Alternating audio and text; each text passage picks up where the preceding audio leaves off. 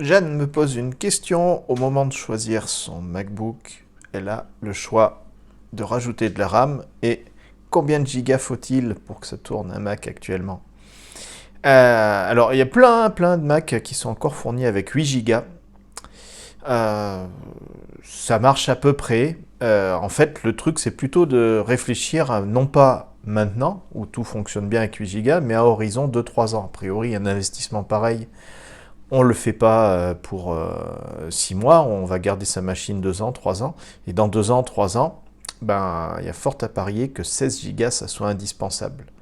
Et pourquoi il faut se poser la question maintenant? C'est que, on ne le dira jamais assez, les MacBook, les MacBook Pro, les MacBook Air ne permettent pas de rajouter de la RAM comme on pouvait le faire sur certains PC ou comme on peut encore le faire très bien. Les nouveaux Surface Pro de Microsoft, par exemple, permettent de rajouter de la RAM après coup. Là, c'est pas possible. Les seuls Mac qui le permettent, ce sont les Mac de bureau. Les Mac mini, encore, il faut tout démonter.